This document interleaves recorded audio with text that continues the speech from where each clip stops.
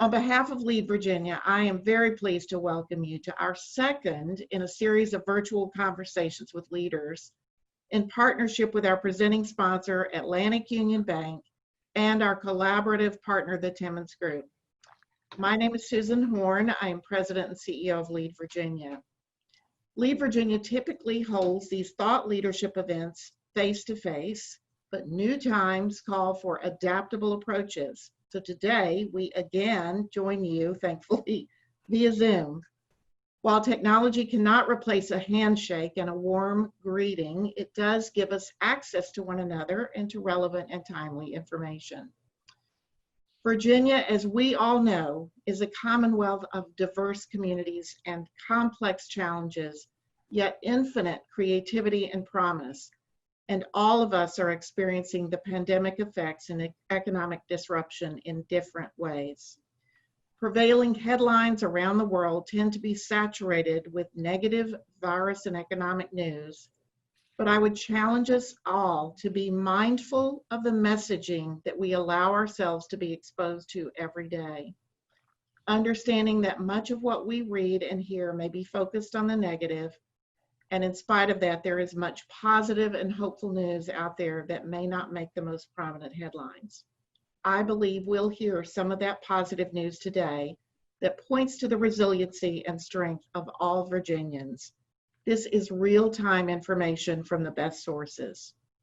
We're grateful to join with our distinguished guest, Dr. Chris Chamorro of Chamorro Economics and Analytics, Secretary of Finance Aubrey Lane, Secretary of Commerce and Trade Brian Ball, and our moderator Joe Hines, who is a Lead Virginia alumnus and board member who will be our moderator today. On behalf of Lead Virginia, let me say how grateful we are for these exemplars of leadership who joined together to see us through these challenging times. Now I'd like to invite another Lead Virginia alumnus, Harry Turton, Atlantic Union Bank Central Virginia Regional President, who will introduce our moderator, Joe Hines. Harry. Great. Thank you, Susan. Good afternoon, everybody, and welcome. Thanks for joining us. And again, thanks for your patience. Atlantic Union's proud to sponsor today's event. And as a 2016 alum, I'm really happy to be with you all. As Virginia's only statewide bank, we were proud to help over 11,000 businesses across the Commonwealth access PPP funds a couple of months ago. And in the ensuing months, it's been really interesting to talk to our customers and see the innovations and the changes that they made to their businesses to deal with COVID. It's been really gratifying to hear many of them tell us PPP may prove to be the difference between survival and not. So it's been a neat experience for all of us at Atlantic Union. Time will tell, but there's no doubt there will be a lot of economic learnings from COVID-19.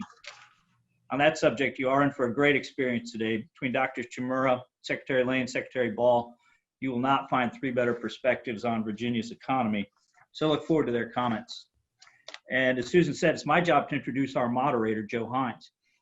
Joe is a senior principal and director of economic development for Timmons Group, Virginia-based consulting, engineering, and technology firm, which employs over 500 Virginians.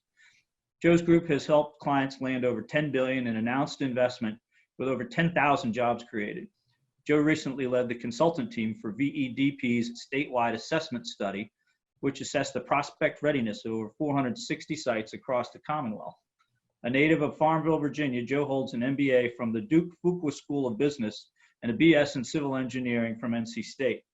A 2008 Lead Virginia alum, he currently serves on the Lead Virginia Board, the Southern Economic Development Council Board, Virginia Chamber Business Climate Executive Committee, and has served on the Fuqua Board of Visitors and NC State Industry Advisory Board. I screwed that up about 12 times when I was practicing, so I'm glad that went okay.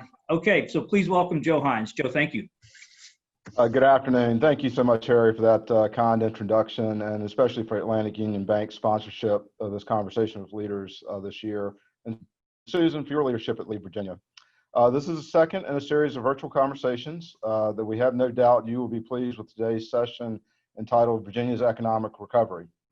We're extremely honored to be here today with our panelists. As Harry mentioned, my name is Joe Hines, and I currently serve as Principal and Director of Economic Development for Timmons Group. And I have the good fortune of introducing this panelist team I consider to be friends as well as colleagues. First, I'd like to introduce Brian Ball, Secretary of Commerce and Trade. Secretary Ball is currently the Secretary of Commerce and Trade for Commonwealth under Governor Northam's administration. He previously served in the Governor's administration as Special Advisor for Economic Development and Deputy Secretary of Commerce and Trade. Given these unprecedented times, he's also leading Virginia's Economic Crisis Strike Force, in addition to serving on numerous boards to include the Virginia Economic Development Partnership and Go Virginia. Prior to joining the Northam administration, Secretary Ball was an attorney at Williams Mullen, where he concentrated his practice in mergers and acquisitions, securities laws, and corporate governance matters. And I must say, Williams Mullen seems to be the land of the Secretaries of Commerce and Trade, as one of his former partners at Williams Mullen is Pat Gottschalk, who served under Tim Kaine's administration, and then another is Tony Copeland, currently serving as Secretary of Commerce and Trade in North Carolina under Governor Cooper. Secretary Ball graduated with high distinction from the University of Virginia, where he was an Eccles Scholar and member of Phi Beta Kappa, and then went on to obtain his law degree from UVA as well. Second, I'd like to introduce Aubrey Lane, Secretary of Finance. Secretary Lane currently serves as Secretary of Finance in the Governor Northam's administration. He oversees 4 main finance agencies to include the Department of Accounts, Department of Planning and Budget, Department of Taxation, and Department of Treasury, in addition to overseeing the Virginia Resources Authority and the Virginia Board of Accountancy, and generally oversees the proposed $135 billion biennium budget for the 2021-22 fiscal years. Prior to becoming Secretary of Finance, he served as Secretary of Transportation under Governor McCullough, where he oversaw 7 agencies with 10,000 employees and combined budgets of over $6 billion. And much like Secretary Ball, he serves on numerous boards to include VEDP and Go Virginia as well. He is a certified public accountant who started his career off with KPMG, and he's held numerous positions in the private sector prior to this, including president of an Achievable Dream Academy, president and principal broker of Greater Atlantic Properties, and then various positions at Hofheimer's, culminating in him becoming president. He holds his BS in accounting from the University of Richmond and an MBA from ODU. Next, third panelist is Dr. Christine Chimura of Chimura Economics and Analytics. Dr. Chimura has a broad range of experience, including commercial, nonprofit, academic, and government clients.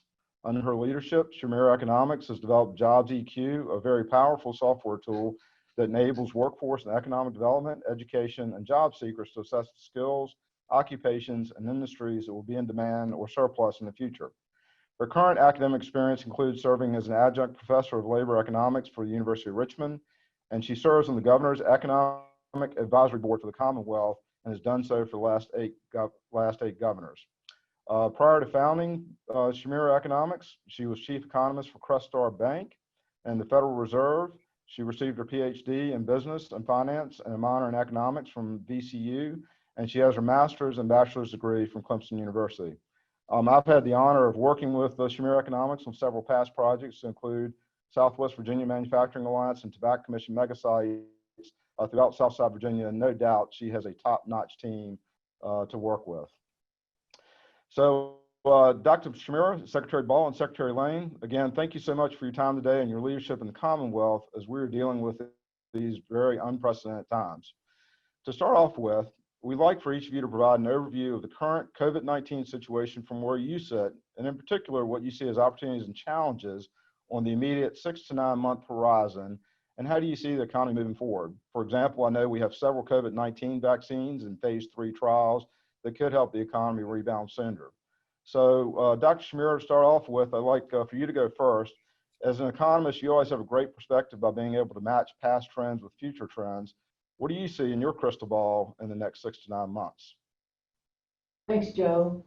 Let me share my screen here. And I always enjoy speaking with Virginia lead Virginia people. You always have such great questions. So speaking to what Joe had asked about, the next 6 to 9 months in Virginia, the first thing we have to look at is what happened in the U.S. overall, which of course is affecting us greatly. So the first thing to remember is that the pre-COVID economy was in good shape.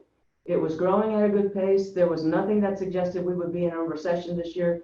I don't know of anyone who was predicting a recession for this year. So the economy was sound.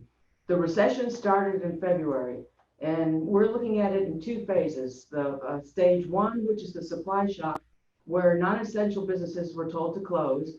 citizens asked to stay at home, so there was no supply.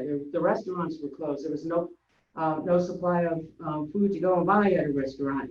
And we see this as going through basically May in most areas. And now we're in the second stage, which is the demand shock. People need to feel safe. We need a vaccine for this to be a game changer, for this to really end. But people are now being told they can go out and spend. They still need to social distance. And so the economy, we're not seeing as much demand as we would otherwise. The CARES Act really has been effective, as we heard earlier here with what some of the bankers are hearing, and in our estimation has saved at least 5 million jobs. So looking at the big broad economy, here you're looking at GDP, so the broadest indicator of economic activity. And first quarter GDP was down 5%. Second quarter, economists have forecasts all over the place. Ours is down 26% annualized, which is one of the more optimistic declines. Others have it down as much as 40% annualized. So that's, when you talk about GDP being annualized, that means it would be down 26% if we saw it for 4 quarters. So the real output decline is not nearly as great as that. It's about a fourth that. But notice this is deeper than the Great Recession that we saw, but notice the rebound is quite strong as well. So from a GDP perspective, from an output perspective, we see this as being sharp and short, but not sustained. So nothing like the Great Depression that we saw decades ago. So we're going to see some variation on how this impacts different economies across the nation. And so we created this vulnerability index. If you'd like to go to this site, you can download it from a blog, monthly data, or MSA data or county data. And what we did is we looked at all of the industries in the US. And here I've got a list by the 2-digit level, the North American industry classification level. So when we look at more detailed industries, say the 4-digit level, we'll see a lot of variation. So retail trade on average, we're looking for a decline of 10 to 25% of the jobs in the US. But if we look at grocery stores, which is the more detailed level, the decline there will be much different than for clothing stores or from gas stations or from drugstores, depending on how long they were closed. So we looked at this information across the US, and we looked at what job postings were showing, what industry experts were saying, what the employment declines were, and then we applied it to every county, and we used the US as a baseline of 100. So if the area is whiter or lighter, then the employment decline would be less than those areas that are in red, where we'd expect to see an employment decline greater than in the US overall. And so at the top of the list, accommodation and food service, arts and entertainment seeing the greatest decline in employment. That's no surprise because of social distancing that has to occur. But at the bottom of the list, professional business services. A lot of those people could work from home, so we don't see as much of a decline in employment. Or management of companies, so headquarters. A lot of people, again, could work from home. And again, by applying this to all the counties in the nation, we're able to see where the greatest impact will be. And now looking toward employment, so what is the recovery going to look like in terms of employment? So with GDP, it's going to be sharp and short, not sustained, but with the employment, the recovery is going to take longer. So here we're seeing actual employment declining, and then we modeled how are we going to see that increase coming back, based again on industries at a 4-digit level. And we had some great data from the Small Business Administration on who received the PPP loans. And so we were able to apply that. So we're estimating that here's the recovery with PPP, and then the green shows if we did not have the payroll protection program, we would have seen a loss of about 5 million more jobs and occurring over a longer period of time. Now, again, the vaccine is the game changer. So we're assuming here that the vaccine comes by the end of next year. But as I believe Joe said, there are some signs that we may see a vaccine sooner. If we do, then this employment decline will not be as pronounced. So again, let's look at this by industry, and we've got this indexed so that whatever the total employment was at the beginning of COVID, before COVID really started, we set that to 100, and then we looked by industry at the decline that we expected to occur and then the rebound. So in this case, you see arts and entertainment and accommodation and food service as those showing the greatest decline. And again, the way to read this, since it went from 100 to 60, is that they're expecting to see a 40% loss in jobs over this period, and then you see this rebound occurring. On this next slide, now I'm peeling back some, and you don't see, so the biggest one is public administration, so government, where we're seeing about a 20% decline before we start to see jobs coming back. And then now I'm showing retail trade with about a 15% decline, and next to that is the information industry, which is media and other sectors such as that. I believe some of the other sectors in here again are seeing quite large declines. And then here, the last one where we're seeing construction with only a 10% decline. And notice when we come back and hit the pre-COVID levels, we're continuing to see growth there. And manufacturing, when we come back to pre-COVID levels, we start to see a decline, and that's because of productivity gains. But now that we're talking about some of the new Trump policies with bringing the supply chain back, we may actually see some growth there. The blue is healthcare, and because of demographics, we expect after COVID, after the vaccine, we'll start to continue to see some increases there. So great variation by region, and here this is a blog again that we've created that you can go to and download different states. But what we did here is we have job postings that we pull and deduplicate, and here are the actual job postings pre-COVID-19. And we took the history of job postings and basically based on seasonality and on when we have holidays, we're able to predict what job postings would look like without COVID-19 over this period. And then in orange, we're showing actual job postings. So you see the pretty good decline. And the reason why we're looking at this is because job postings tend to be a leading indicator. So you don't post for a job if you're in a firm unless you think that your demand for your products and services are going to continue to increase. So when we see job postings getting back to normal, again, it's giving us more underlying hope and confidence that the industries are getting back to something that's more normal in terms of employment growth. Here now we're showing Virginia, and you can see in Virginia that we saw some bigger discrepancies against what we would expect job postings to be now, and we're still 40% below. We believe it's because Virginia shut down a little bit later than many of the other states or some of the other states. Ohio, for example, one of the first to shut down, is now looking at job postings that are higher than what we would expect during pre-COVID period. So in summary then, in terms of GDP, sharp, short, not sustained. In terms of employment, it's going to take a longer time for us to see the jobs get back to the pre-COVID level. And the biggest factor there is people feeling safe. So when are we going to have a vaccine? And if some of the news we've heard recently that it could come as soon as the end of this year and widely distributed early next year, then certainly that will cause a greater rebound in our economy. So let me turn it back to Joe. All right, excellent. Thank you for that great overview, Chris. And I know workforce has been the big issue in economic development for the last several years. So maybe a little bit of a silver lining in the cloud is we're going to have some people be ready to go to work when we land these companies. So Secretary Ball, I know your primary focus is on revenue generation for the Commonwealth and making sure that we're capitalizing on our pipeline of economic development opportunities.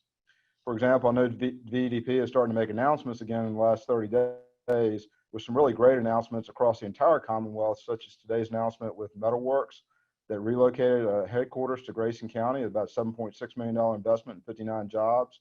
Paratech Solutions manufacturing facility in Henry County at 150 jobs.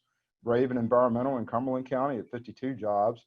ASGN moving headquarters from California to Enrico for 700 jobs. East Coast Repair and Fabrication announcing a ship repair facility in Newport News, 330 jobs, and then Microsoft in Fairfax, 1,500 jobs in the last 30 days. So it looks like we're covering the Commonwealth fairly good. So how do you see the next several months playing out? First of all, Joe, can you hear me? Yes, we can hear you. Great. Well, you just gave my speech, so I'm. Sorry.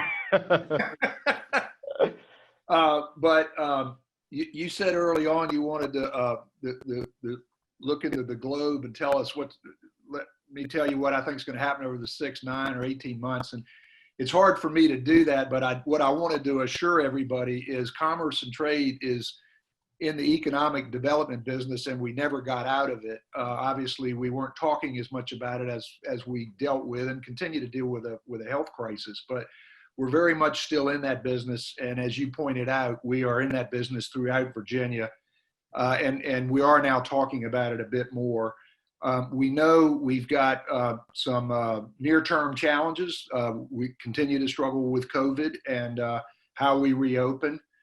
We've had social unrest, and it's illuminated very brightly that we need to live in a more just and equitable society, and that make sure everybody gets a fair shot at the economic opportunity which many of us have had. But I wanted everybody to understand that we are and have been working hard to continue to attract businesses in Virginia, particularly traded sector businesses, because they yield the greatest economic benefits to us. So we're very much focused on that. And so you did just go through my list of announcements, but I will tell you there are more to come. We've got more to come, and we're going to. I wish I could tell you about them today, but we got a bunch more in the queue, and we'll bring those up as we'll announce those just as soon as we can. The key to what I view as our most important priority is which is sustained economic recovery, is to continue to attract new businesses, or to get businesses that are here to expand, and CapEx and job creation are the greatest legacy I think our governor can leave to future generations and future governors. You pointed out I am in the revenue generation business, and I laugh with Aubrey a lot because I often, particularly when I'm asking him for some funding help on things, I remind him that I'm in the revenue generation business, and it probably raises a few hackles with some of my other cabinet colleagues, but that's what we're very focused on, is being a value add to the state. And then it's up to Aubrey and his folks and others to figure out how they want us to spend it. In this crisis that we're in, it is kind of interesting. In the early going in my job, I was told you need to go out and get as much business in here as you can and get us more diversified, because we've been overly dependent on the federal government and military spending. And of course, in the years past with sequestration and shutdowns and things like that, government has not been always the best partner. But I can tell you right now, it's been a blessing to Virginia to have as much federal presence as we've had here. And I'm sure Aubrey will talk some more about that, because those payrolls have remained robust for us. But we have diversified in the time we've been in office, and a couple other ones that you didn't mention, Joe. Amazon, of course, not heavily dependent on government. Merck expansion over in the Valley. A Hershey expansion over in the Valley, not heavily dependent on government. Micron up in Manassas makes chips. Their business has been very strong throughout this. Microsoft, you did mention, but a lot of businesses are paradoxically or ironically are faring extremely well in this time that we're struggling with. One in particular that we did attract recently to Danville, Pennsylvania area was Morgan Olson, which is a step van manufacturer. And think about that. All the businesses that have been hit so hard, there are other businesses that are flourishing. So the Amazons of the world and UPSs and Federal Expresses need step vans. And so we got a manufacturer into Pennsylvania before we knew about COVID, but they couldn't get into production fast enough. And they went into the shuttered facility down there that, what was it, the furniture manufacturer? Yeah. IKEA, yeah. And so we were looking at coming into the Christmas season, holiday season, with a job loss down there, 300 jobs. We have an employer down there that's covered that and is on its way to 700 jobs in that area. So we're very happy about that.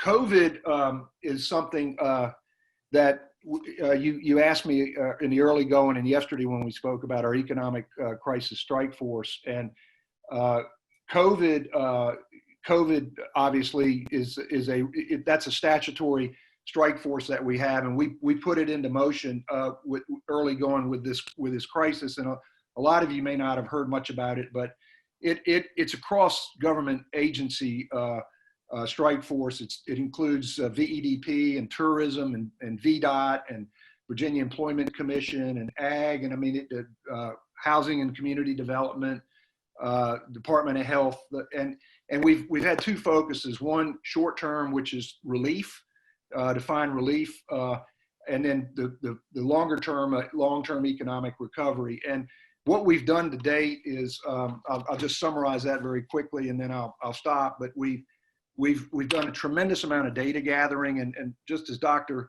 Jamora was talking about, we can look in Virginia at every business sector and see how they've been affected. And the obvious ones are accommodations and lodging and tourism and all that sort of thing, but other business sectors as well. We can look at the size of business and determine impacts by size, and then we can look at locations within the state. So for example, we know businesses, particularly small businesses in an area like James City County, the Williamsburg area, heavily dependent on tourism.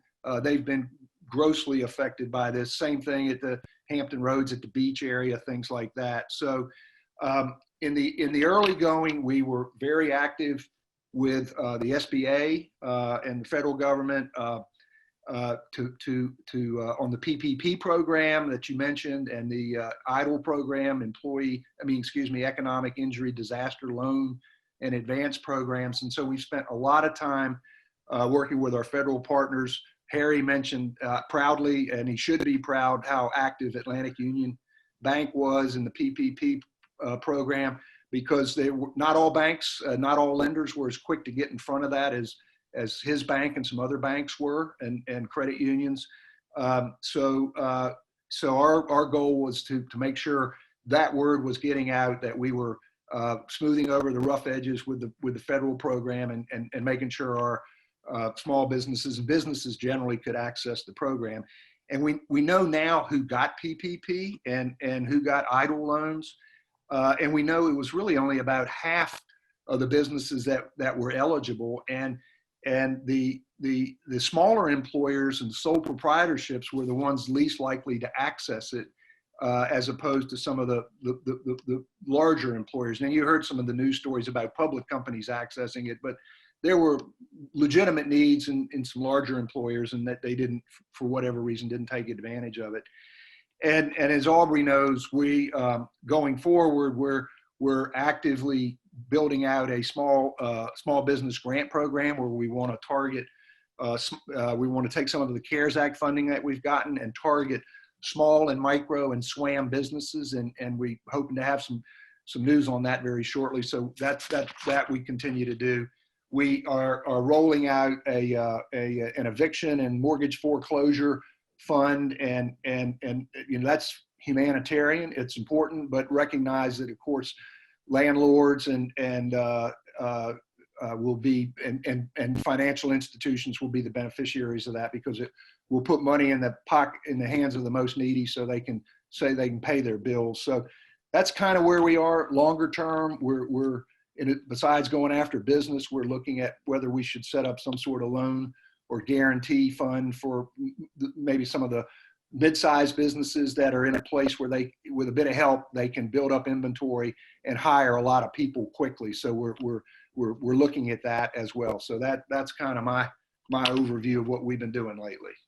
Well, I appreciate that, Secretary Ball. I didn't mean to steal a little bit of your thunder. Now, I know from Stephen's presentation last week at BDP, it looks like the goals that they've set for 2020, they're still going to be able to meet, and if not blow them out of the water. You feel pretty comfortable in that? I feel very comfortable. You know, we're working hard at this. We've not taken our eye off the ball, even in the worst of this bloody crisis that we've been in. Well, good. Well, thank you for your service and leadership on that front. I couldn't think of anybody better to be in that seat than you at this point in time. So, Thank you. so Secretary Lane, I know that you have a well-defined process that you have to go through to set the revenue projections for Virginia, and obviously have to adjust on the fly sometimes, especially in particular if you're hoping to capitalize on all Secretary Ball's hard work.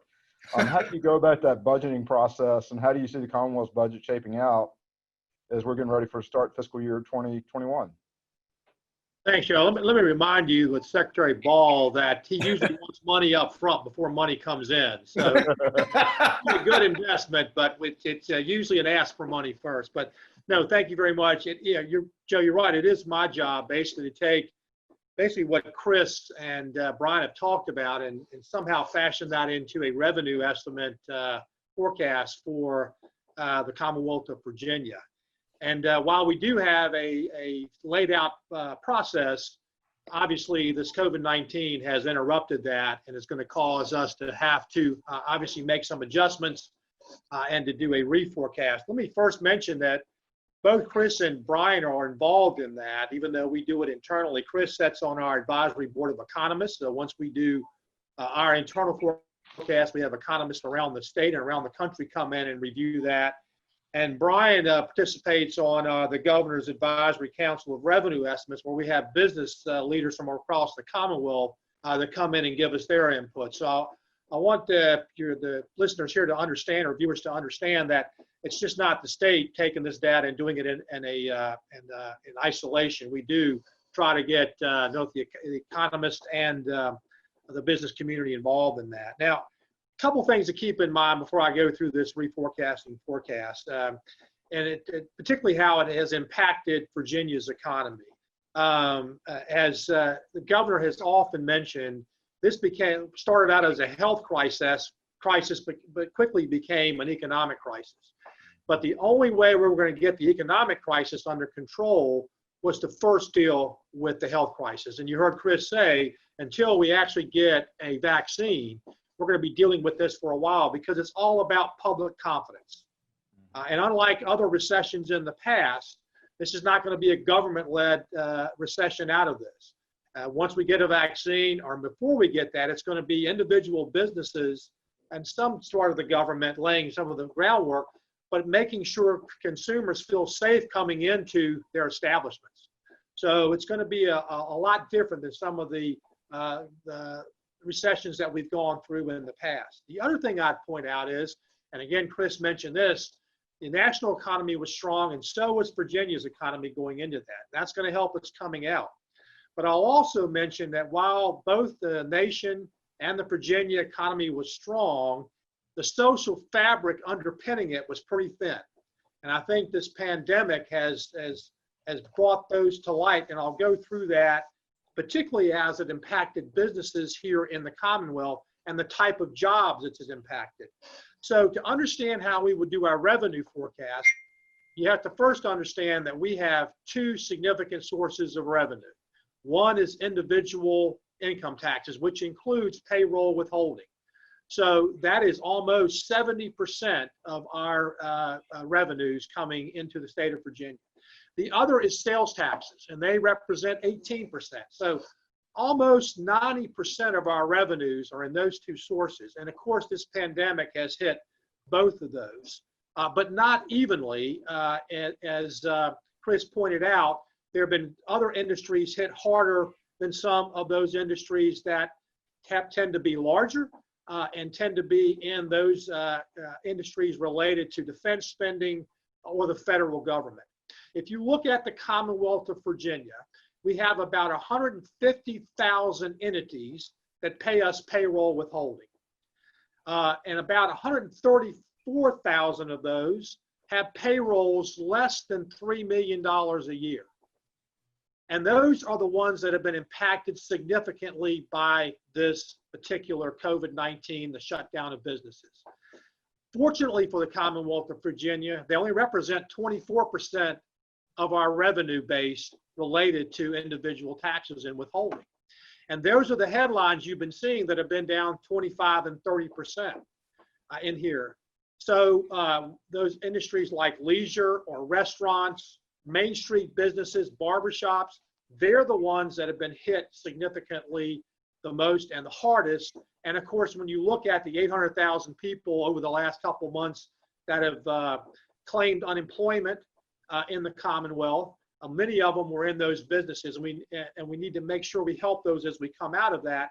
But you can't take that and interpolate what has happened to Virginia revenues. The top 1%, or about 1,300 businesses in the Commonwealth, make up 52% of our payroll withholding. And that is the federal government. That is Newport News Shipbuilding. That is the essential businesses that remained open, like our food supply chain. It is the tech firms that could do the telecommuting at home. So when you look at that combined, that's why I mentioned that the economy was strong, but the social fabric that underpinned it, it really hit lower paying jobs, and it hit smaller businesses much, much harder. And so from a revenue perspective overall, and related to withholding taxes in the Commonwealth of Virginia, they've only been down 4.5%, 5% over the couple of months, while you've seen unemployment be at 10 and 11% in the Commonwealth. And that's because of the nature of this pandemic and the closings. It's the same story pretty much when you look at sales taxes. If you are an online retailer, you've done okay the last couple of months. Whereas if you're a normal sticks and bricks retailer, you've been significantly hit because you've been closed. In fact, because of the new Wayfair legislation we put in a year ago, online sales have been up over 50%. And that has helped support that revenue source. But let me point out, that's not necessarily what's happening at the localities, because many of these businesses had not only sales taxes, but meals and lodging taxes, and they've been closed down. So when we do our forecast as we go forward, we have to take a look at what's actually driving it, the individual pieces, not just the headlines that we're seeing. Now, a couple things with the forecast. When a couple months ago when this hit, and as Chris pointed out, it was unexpected. In fact, we had just increased our revenue forecast in the month of February by a couple $100 million. We have about a $22 billion annual budget for the general fund in the Commonwealth. And of course, this hit. And our best estimate at that time was going to be about $1 billion off in the last quarter, being April through June in the Commonwealth, which is very important to us because of individual income tax and business taxes that are received. The good news is, because of those things I explained earlier, looks like we're only going to be down about $500 million. Now, nobody's happy with that, but at least it's not as bad as we thought.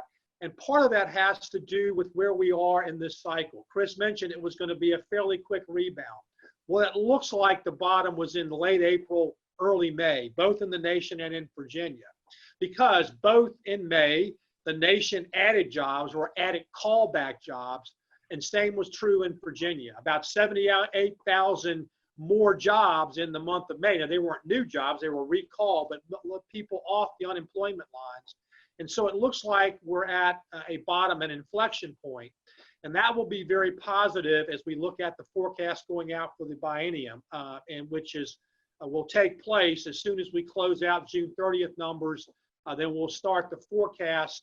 The governor will announce on July 10th the final numbers for this particular year, June 30th. And by August 18th, we should have the new forecast, which is the day the governor and I have to address the joint money committees about what happened in the previous year and our budget going forward. So the good news is, had we done this forecast 2 months ago, it would have been a worst case scenario, because it would have been about uncertainty instead of those risks that we can measure.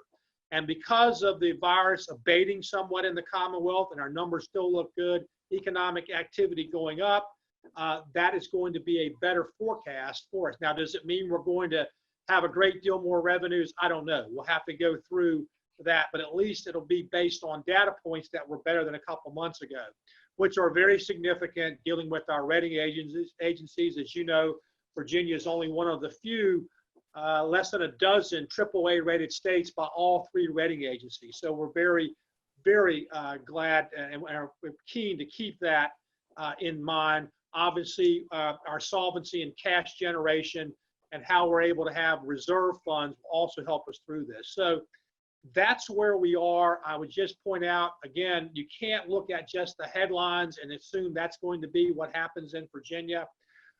Brian mentioned that many times we get penalized because of our reliance on the federal government. But in this case, puts Virginia in a much better position to come out of this than other states. Think about if you were Louisiana or Texas, not only dealing with the virus, but the collapse in oil and the oil, that economy and what they'd be having to deal with. So that's sort of an overview, Joe. A couple of things that whenever you have things like this, you see trends that continue. And I mentioned one, online sales is going to continue. Telecommuting is going to continue. The state of Virginia has figured out we can still do business without all the physical plant, and we have the technology to do that. So have businesses. Continuity of operations is going to be a big topic going forward, not just for governments, but for businesses. And I know we're sponsored by the bank here, but banking and what that means, online banking versus in-person banking and real estate in general. So these are trends that we're watching as we look at our forecast. But I would just say that we're in a much better place than where we were a few months ago. And that new forecast will be based, I think, on much, much better data. So that's sort of where we are, and I appreciate you guys having me on today. Thank you, Secretary Lane. That was a pretty phenomenal overview. And I must admit, yesterday, after we got off the call, trying to make sure we weren't going to have technical difficulties today, I told Susan, I said, I felt as optimistic as I have about the rebound in the economy since this whole thing began, hearing all three of y'all speak. So, I believe it was Albert Einstein who had said, in the midst of every crisis lies great opportunity. And I know looking over the next 12 to 18 months, what do you all see as kind of the great opportunities that might come out of this crisis? I know we're talking about rural broadband, alternative energy, stuff like that. What do y'all see from y'all's perspective? Secretary Ball? Well, let me say this. Let me say two things. One, in response to Aubrey's comment about my request for funding to go develop the revenue, he didn't really touch on the fact that all my requests are reasonable and modest in nature, and so I didn't want to leave that one quite alone. But yeah, we've revealed some real shortcomings in our among our citizenry. Broadband is one to do all the things that Aubrey was talking about, where we telework, and in some instances we're teleeducating. We know we've got to do a better job on broadband, and it's twofold. It's one, it's last mile in a lot of places, and two, it's access. And there are many families in Virginia that there might be the physical assets to get them hooked up, but they don't have the money to do it. And so you're creating a bigger gap between the haves and the have-nots when you educate using broadband, and then there's others who cannot be educated because they don't have access. So that's something we're going to be talking about a lot as a matter of fairness and equity. We had been talking about it, but it's in sharper focus now than it was. But as far as I want to come back to the comments that Aubrey and Chris mentioned about the vaccine. The vaccine, whether it gets here now or in 2021 or 2020 or 2021, it's a ways away. And the one thing I can tell to a certainty as far as how we move forward and how this economy evolves in the immediate term is we've got to be smart about how we move around.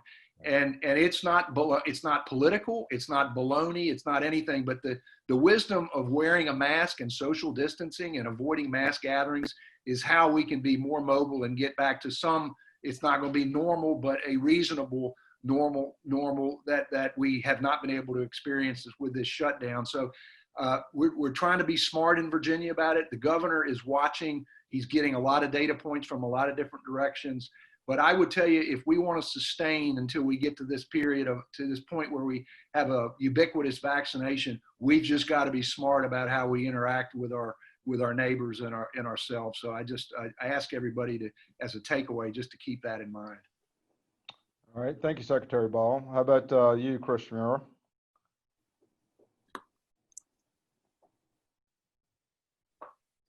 I did not unmute myself. Okay, in terms of opportunities, whenever we go through a recession, we find efficiencies and productivity gains in order to help a business be more profitable. So this time around, I think you have a second factor that, well, two factors together. We have social distancing, meaning we need to have less people working closely together. And then you have the unemployment insurance premium, where the CARES Act put $600 on top of the current unemployment weekly payout, which in Virginia, I think the maximum is around 350 maybe. So you're looking at some low wage individual is getting paid $950 or so a week until the end of July. And so they have an incentive not to go back to work because they're getting paid less at work. So that's another factor I think that's going to drive productivity gains, which often means doing more with machines and less with people. Some examples would be cashierless stores. So Amazon was testing, you put things in your cart, you get charged for it, you take it out, and then the charge goes away, or kiosks and things like that, or manufacturers becoming even more productive now with less people because they basically have to because of social distancing.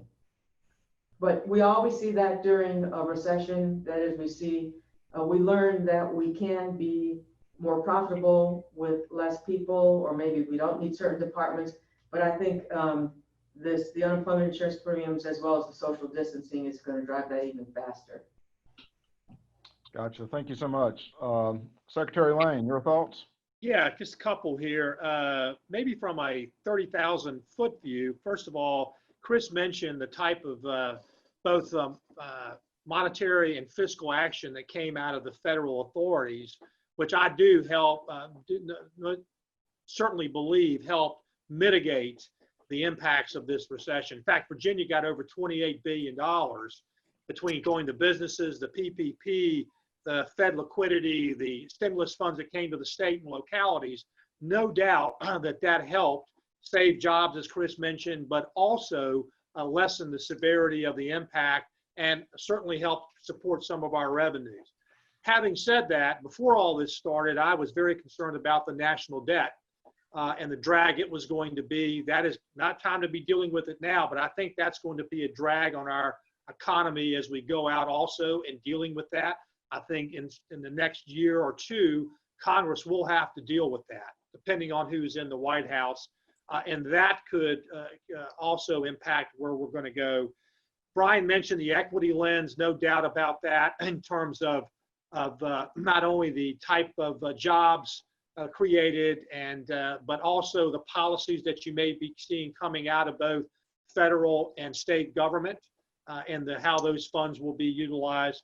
But I got to put my former hat on, Secretary of Transportation, and I do believe infrastructure is an opportunity as we go forward here, in that I didn't mention any of the general fund revenue. Certainly we've been hit in gasoline, fuel taxes have been down, motor vehicle sales have been down, although they have started to rebound, still down significantly, but started to show activity in the last few weeks. But there is certainly an opportunity to invest in infrastructure. And I hope that's where the federal authorities will put some money as we go forward, along with the Commonwealth of Virginia. We've done a lot working with the private sector, raising those taxes, but we've got a long ways to go. And Brian mentioned broadband infrastructure in general, whether it's not just transportation, but our dams, our water facilities, and those type of things. I can get into even schools, the secondary schools that need to work. So hopefully that'll be part of this. And then Chris mentioned something I should have brought up, and that is the unemployment insurance premium. She mentioned what was going on the employee side, but on the employer side, at the end of this, it will be the employer that will have to reimburse that fund if, in fact, all these additional monies that we've been borrowing from the federal authorities don't become grants. And I know Brian and I have been working hard with our congressional delegation to make those grants. Otherwise, will be sticking in, in the eye of businesses opening up, getting through this, and then having increases in unemployment claims. So we're very cognizant of that, and we've been pushing again our congressional delegation to make those grants instead of loans, so we don't have to pass those costs on. I should say the stimulus funds, we are allowed to use some of the monies that we've gotten to help in that also, and that may be one of the uses we end up doing. But I would just really want to point out the two things: the national debt, I think we're going to have to deal with, and that will be a drag on our economy, but also infrastructure. Hopefully we'll see some final movement in that. All right, excellent, excellent. So we have a couple of questions from the pre-webinar registration, and I guess one of them that I think was kind of interesting, and I'd like for y'all to weigh in, is can the residential real estate market maintain its strength, and do you think that demand will continue to drastically surpass the supply? Maybe Chris, that might be a good one for you. Yes, I would expect to see residential bounce back pretty good. In part, well, when we went into this crisis, as you would expect, people who were home builders weren't buying any more land because they didn't know how long this will last. And now we have sort of a shortage. We don't have enough homes being built and prices are going up. So I would expect that we're going to see a pretty good rebound in residential building activity. And these lower interest rates, the Fed has said they're going to keep them low for a couple of years. That as well is causing a lot of banks to have to hire a lot of people to service all the mortgages and the refinancings that's coming in. So I would expect both those factors to really help the home building industry. Okay, great, excellent, excellent. So another question we had come in is what industries do you believe will come through this period stronger? And I know Secretary Ball, we've got data centers. Alley is up in Northern Virginia, and that's obviously at an all-time peak. We have the offshore wind projects. We have manufacturing coming back from PPE equipment and pharmaceuticals. What are your thoughts on what industries do you think will be coming through this a lot stronger? Well, you mentioned data centers. Wind is something we're willing to make a pretty big bet on, offshore wind, because that's a big job creator, particularly in Hampton Roads, and fulfillment centers obviously have been robust. Software businesses have been robust. Tech side, the tech sector has held up pretty well in all this. So pharmaceuticals is another one that's been strong, and this crisis has revealed again a real gap in what we need in this country. We had offshored almost all of our pharmaceutical manufacturing capability. Just think about that. Wow. And then when these other countries got in trouble, they interrupted the supply chain to take care of their own people. And I hope we've learned a valuable lesson from it. And one of the companies that one of my deputies just went to work for, we didn't mention this, but Flow Corporation is down in Petersburg, where they're headquartered up here, but they're going to be creating the ingredients for generics so they can be manufactured in this country, because it's not just a matter of we as Aubrey knows, we were all involved in the PPE business and the begging, borrowing, doing anything we could to get it in here a few months ago. And God knows, I hope we don't go back into that. But just the pharmaceuticals, the drugs that you need to treat sick people, besides trying to find something to specifically deal with COVID, we were hard pressed there too. So I'm hoping there'll be a reshoring initiative to some degree. Not against international trade, love it in fact, but we need to be more thoughtful about what we're able to do here so we don't get caught flat-footed again. Having a sister who is a clinical pharmacist in a hospital in Orlando, believe me, it's a daily discussion within our family about when these drugs will be available and what's going to happen in the industry. So obviously, for those who have loved ones in the industry, it certainly is good to see us making significant progress on that front. Secretary Lane, another question that come in is, what will be the impact on the state capital projects as a result of the summer GA session, and do you think funding will continue to stay in place for those projects? Yeah, that's a great question. I should have mentioned it earlier. So when we were unclear as to where we were going with our revenues for this year, the governor instituted some mitigation factors, such as cutting all discretionary spending and stopping capital projects. As you know, most of the capital projects in the Commonwealth are through our bonding facilities. And unlike many states, we have a cap on the amount of debt service that we will allow us to go out and borrow against 5% of our general fund revenues. So one of the things that we'll have to look forward to going to is what impact, if the revenue is going to be reduced, how is that going to reduce our borrowing capacity to fund these projects? But having said that, and I guess I should mention also, there was some disruptions in that early on in this, where the liquidity markets, if you had a municipal bond, there was a week or so you couldn't get rid of it. And now they've gone back to normal because of the Fed's action. So that caused us a little bit of disruption. But I don't see a major disruption of the capital projects. In fact, we're just having a discussion today. Most of what we have in the pipeline was already authorized. I don't think the revenue reduction, we don't normally, even though we have that cap, we don't borrow 100% against it. I am more not so much about whether the project should go forward, but whether we've designed, is that still what we would build today? For instance, these colleges that were building all this open space for having open classrooms or offices, is that still what we would build today based on what we know? So I'm looking at more from the capital projects on, is it really what we know today, because it's changed a great deal in the last 90 days, would that be the same project? And if that is the case, I think it'll go forward. I was listening to your comment to your question to Chris about the residential market, and I agree. I was in real estate before that, but I think the trends are going to change. I was in multifamily.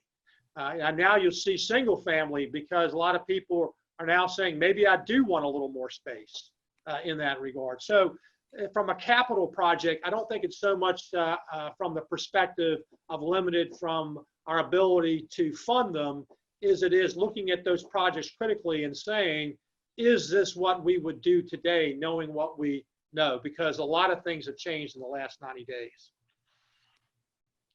Thank you, Secretary Lane. Yeah, I know from conversations with some of my fellow Lee Virginia graduates from Farmville, we're kind of hoping that this is going to have people think seriously about moving out to rural Virginia, where they can get a little bit more space, buy a little bit of land, build a house, not necessarily have to be on top of each other like in Townhouse Row or down in the Fan area. So I think there is some hope from rural Virginia in general that something positive is going to come out of this, is people are going to be looking to move away from cities like New York and Atlanta and places like that, and want to go to more rural areas where you have some quality of life. So I appreciate those comments. As the coronavirus and these other social issues seem to cause the press and people to focus on the negative impacts of our society, one thing I always think about when I think about Susan, she's a lot like my mom. She always looks for the positive in any outcome, in any particular situation, and how you can learn from that and move forward. And so I'd like to close with each one of you kind of offering your perspective. Obviously, when we go as a society go through these tough times, we have to be innovative, creative, and collaborative in our approach just to surviving and thriving in these environments. And if you were to look back in your rearview mirror in 2025, about 5 years from now, what do you think will be the lessons learned, and how will this have changed the way we do business in Virginia? I mean, something like a blip on the radar scope, or will we be forever changed like 9/11 or the 2007, 2008 recession? So Secretary Ball, would you like to offer your perspective on that? Yeah, let me unmute. I've been afraid to mute since I had trouble coming into this. 5 years out, I mean, I wasn't able to do 6 months out, but my best assessment is this: COVID has been a beast, but we're going to get through this, and sooner or later we'll get a vaccine. And like I said, if everybody's smart, the economy will repair itself. What I am scared about is people not being smart and us having to shut down things again. And I'm watching these southern states and what's going on there. So it's of concern. But more profoundly, we are forever changed. the shootings of unarmed black young men has really changed this conversation on equity, and it's education, it's housing, it's job opportunities, and that's not going to be that's I think you used the 9/11 analogy. That's forever changed us. We've got to repair what's wrong with this country, because it's going to, frankly, if we don't bring everybody along and get the best out of everyone, it's going to put us in a world situation at a competitive disadvantage. We want everybody to get to the highest rung they can possibly get to, and that's making sure they have a fair shot. So I hope that's part of the conversation, that we can look back on 5 years out and say, we took this opportunity and we did something profound that made us all better. Excellent. Great points, and really appreciate that perspective. Chris, would you like to offer your perspective? Sure, I agree with Secretary Ball that we're going to be forever changed, but I see it only on the margins because we have short memories. For those of you who went through the 1990s, especially in banking or in real estate, commercial real estate, we had the glut of office space in Northern Virginia. We saw some banks go out of business, such as Sovereign Bank, because of all the office space and the speculative building. And bankers at the time were saying, never again will I fund a speculative building. 8 years later, we had all these speculative buildings that were being funded. So I think we have short memories from that perspective. The work from home, how do you create a culture, a business culture, if you're working from home? So I think some people will be working at home, and also from the culture point of view, some will move to more rural areas, but some people are in the big cities because of the culture there. So I think this has brought us some good work-life balance that we've not had in the past, and maybe that will stick with us going forward. And I think Secretary Ball also said the reshoring of manufacturing. Those are high-paying jobs, and in just about every county and region. So that will be a big positive. Excellent. Secretary Lane, your thoughts?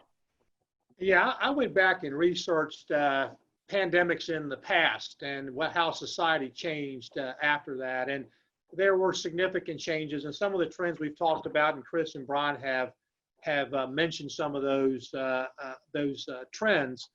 But I'll just say I'm an unabashed capitalist.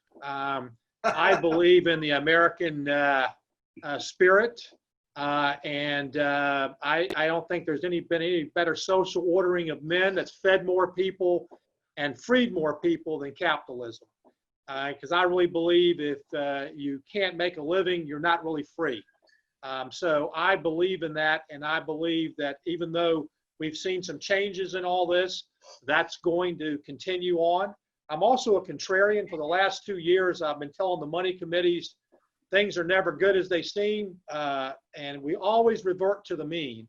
And that's why I'll be telling them for the next few months, things are never as bad as they seem. We will revert to the mean. The question is if we have the political will and the spirit to do so. And I think we do.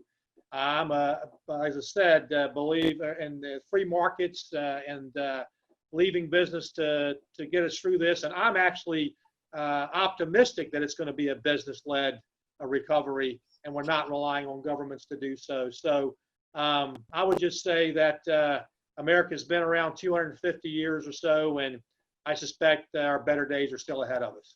I agree with that. Excellent. I do remember Senator Charles Hawkins, who was chair of the Tobacco Commission, saying tobacco is entrepreneurial and to put the wealth in commonwealth. And so I agree with that. We've been a state of innovators and entrepreneurs from the word go. So thank you very much for your comments, guys. Folks, I feel so optimistic now. Try not to be too optimistic about what the future has to hold, and I really appreciate y'all's time today. I mean, y'all have been excellent. Secretary Lane, Secretary Ball, and Dr. Christian, providing a perspective that I think we've all been looking for, and all have been glad to kind of be able to cut through all the noise of the media and see from y'all's perspective how things really truly are going from y'all's seats. In closing, I would obviously like to thank Atlantic Union Bank again and Harry Turton for being on as our Conversations with Leaders sponsors for 2020. And obviously Susan Horn, our President and CEO of Lead Virginia, Her leadership through these difficult times has been stellar, and she always wants to get to the tough questions and try to come up with good answers. And I really appreciate that and her perspective from that. And as I said, she's without doubt one of the most positive people I know. A little housekeeping, we'll be scheduling the next virtual conversations in either late July or early August. Exact date and time will be determined based upon our speakers' availability.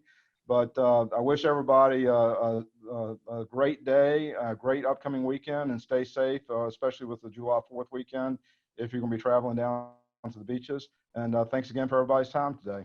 Thank you. Thank you. Thanks for having us. Can't see.